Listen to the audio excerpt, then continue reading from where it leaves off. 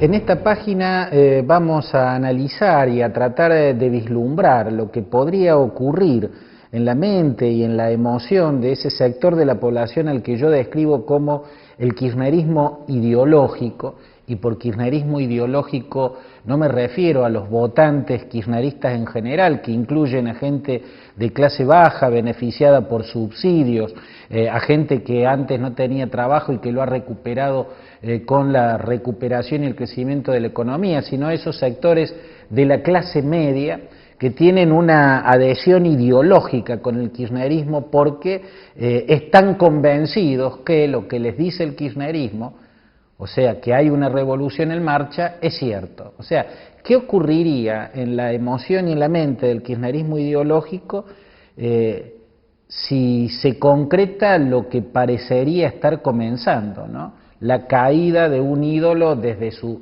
tambaleante pedestal? ¿Qué pasaría en el kirchnerismo ideológico si se cae del pedestal que tan ligeramente le habían construido Néstor Kirchner?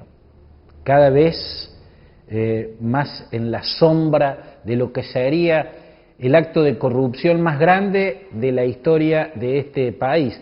Y también en esta página una muestra más de la negligencia, la poquedad que caracteriza a la oposición.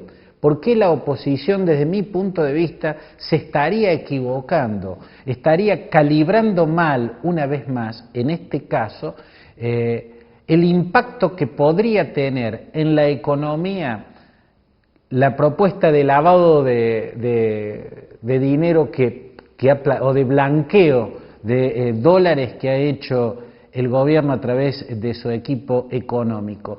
Y finalmente, en esta página, ¿por qué Néstor Kirchner, tambaleándose en el pedestal que tan ligeramente el kirchnerismo ideológico le había construido, y la señal que implica esta propuesta de blanquear dólares negros, o sea, este retroceso gigantesco desde la especificación que tanto había proclamado como logro del modelo el kirchnerismo, ¿por qué estarían anunciando algo que yo planteé ya hace un par de años en este libro?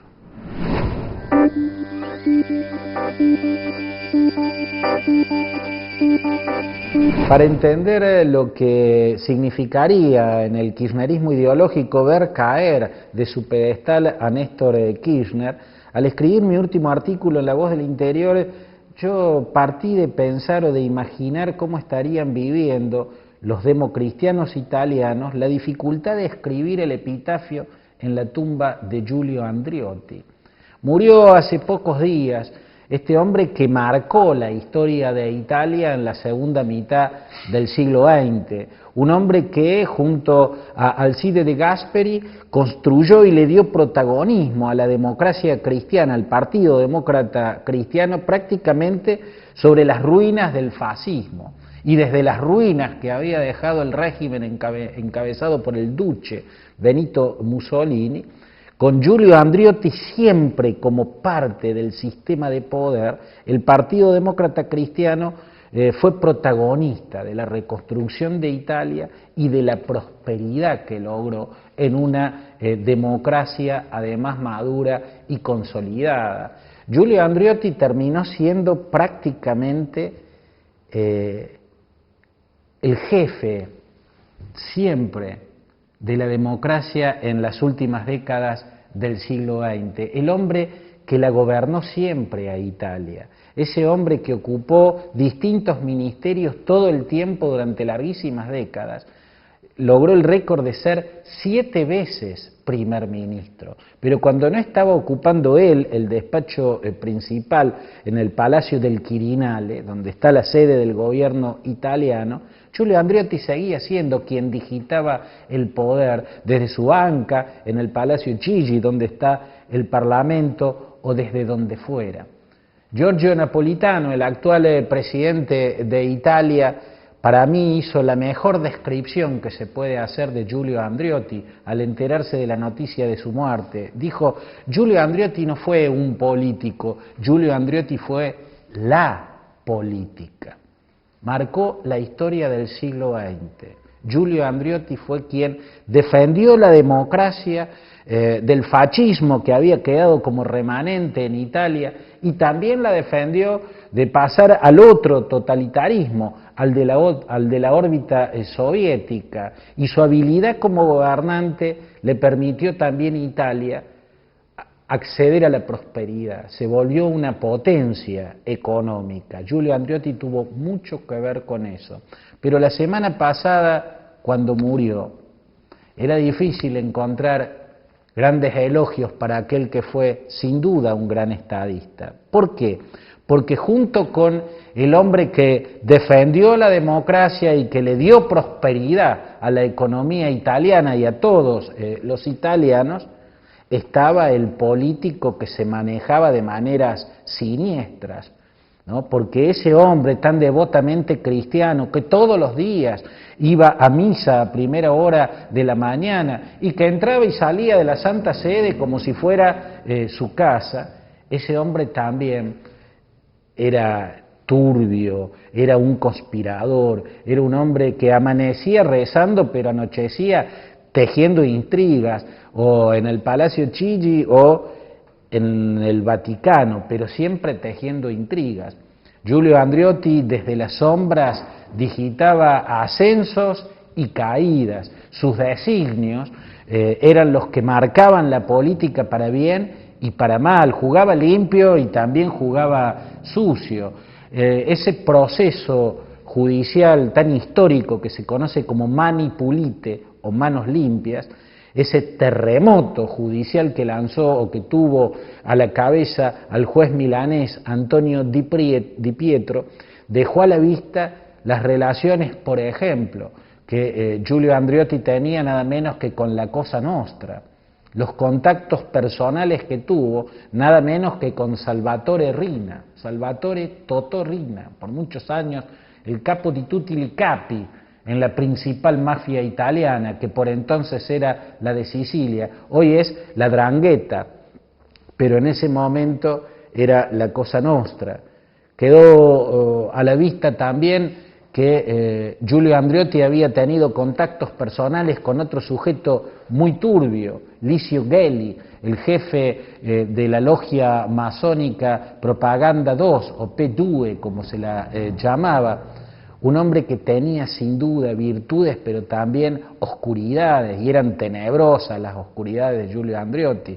A su alrededor ocurrieron también misteriosos crímenes, por ejemplo, el del periodista Mino Pecorelli, el del banquero Michele Sindona, o cuando acribillaron al general Carlos Dalla Chiesa, aquel que había sido protagónico en aplastar a esa guerrilla conocida como la Brigate Rose, que lideraba Renato Curcio. Bueno, Dalla Chiesa terminó acribillado a balazo después de haber escrito en un diario personal los contactos entre Giulio Andreotti y la Cosa Nostra. Había muchas oscuridades alrededor de ese hombre que entraba y salía, repito, del Vaticano como si fuera su propia casa, que hacía que empresarios o jueces ascendieran o cayeran, que cardenales, yo no sé si no papas, ¿no?, se fortalecieran o se debilitaran por sus designios, por sus artes de gran conspirador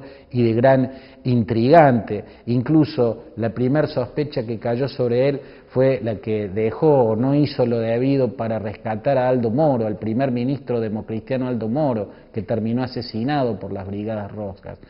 ¿Cómo escribir un epitafio sobre la tumba de un hombre tan truculento, tan oscuro, si se quiere tan siniestro, incluso si ese hombre al mismo tiempo fue nada menos que uno de los constructores de una democracia sólida y madura, y sobre todo el constructor de una gran prosperidad económica?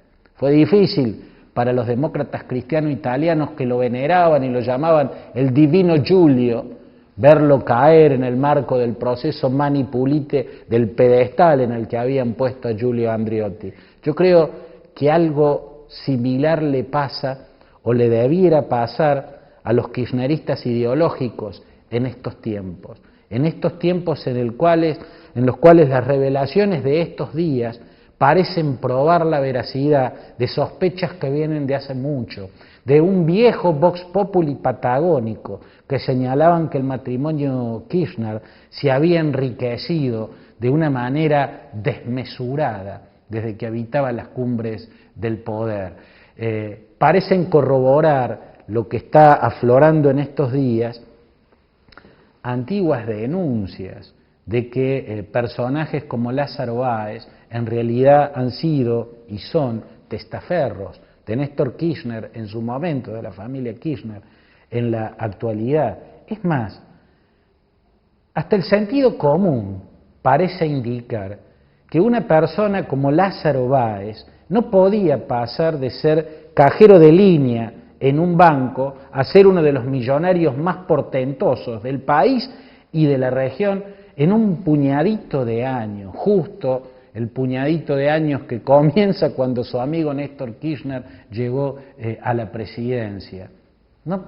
Ese hecho solo, desde el sentido común, parece señalar que claramente es un testaferro del verdadero dueño de esa fortuna. Y el verdadero dueño de esa fortuna, construida a base de sobrefacturaciones y de obras públicas digitadas para que vayan a parar al empresario amigo o a la empresa amiga, ese hombre es el que está tambaleando arriba de un pedestal, que repito, me parece que se construyó demasiado ligeramente, porque su construcción pareció responder más a la propaganda que a la veracidad o a la sabiduría del tiempo que tienen que pasar para que las personas o los líderes terminen convertidos en próceres. ¿Cómo digerirá el kirchnerismo ideológico la caída de Néstor Kirchner si finalmente se da desde su pedestal? Esa es una de las preguntas de este día. Grupo ODE. Un grupo de personas.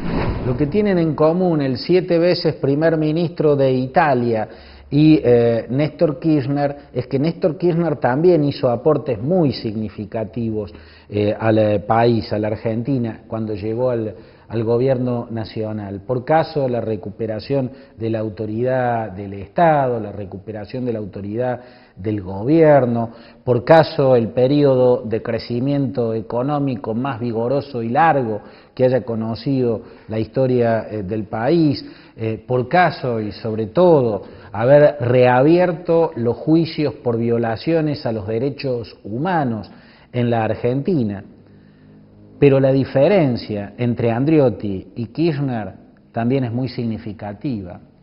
Andreotti apoyó la democracia italiana en un esquema de corrupción. Fue sobre un esquema de corrupción que Andreotti consiguió construir y consolidar en el poder a eso que se conoció como la coalición pentapartita, que encabezaba la democracia cristiana en sociedad con el Partido Socialista de Pietro Nenni y de Bettino Craxi, y de la que también participaban partidos más chicos, los republicanos, los socialdemócratas y los liberales. Esa coalición pentapartita que mantuvo lejos del poder al Partido Comunista de Berlinguer y de Togliatti estaba apoyada sobre un esquema de corrupción. Pero Giulio Andreotti no puso nunca una lira que no correspondiera en su bolsillo. Siempre fue un hombre de probada austeridad, o sea, no hubo enriquecimiento ilícito, hubo corrupción, pero no para el enriquecimiento personal. El caso de Néstor Kirchner sería distinto.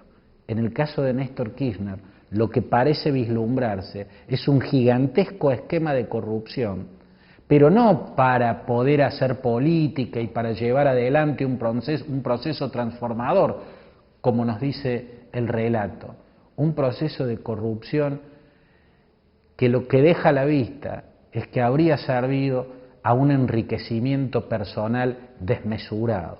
Esa es, nada menos, que la diferencia más significativa, si se quiere, en materia de corrupción entre Andreotti y Néstor Kirchner.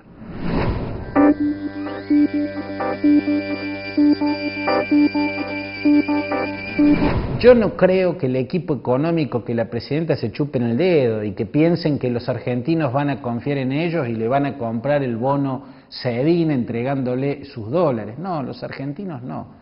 Pero lo que puede producir es la conversión del país en una suerte de gigantesco paraíso fiscal que, como las Islas Caimán, como Panamá, como Belice o como la propia Suiza, atraigan a los capitales sucios que estén dando vuelta por el planeta, ¿no? A los narcodólares, a los eurodólares, a las cantidades infinitas de dinero de mafias de todos los colores. Bueno, van a estar tentados de lavar gran parte de ese dinero en la Argentina, y eso produciría un gran impacto de crecimiento económico. Eso produciría lo que produce, por ejemplo, en ciudades como Panamá. Basta ver la postal de Panamá con su perfil de rascacielos, parece Manhattan, Panamá. Y eso se debe precisamente a que sus bancos están abiertos al lavado de dinero. Miren el impacto que tendría, no la recuperación de los 5.000 millones de dólares que tienen los argentinos escondidos en el colchón, los 50 o 60.000 millones de dólares que podrían venir a lavarse en la Argentina y que pertenecen o que están en manos de mafias de todos los colores y de todos los rincones del planeta. Después de una pausa muy breve, además de escuchar al subdirector de Gestión Cultural de la ciudad de Córdoba, Manuel Ortega, que nos va a hacer la agenda de actividades culturales en la ciudad en los próximos días, me voy a referir a un capítulo de mi libro, del libro La gravedad del silencio, escrito ya hace varios años, ¿no? Pero donde describo una etapa que uno querría que no llegue y que por momentos parece ya estar arribando. Parecemos en los umbrales de un momento muy oscuro que yo describí en este libro y que le cuento después del corte.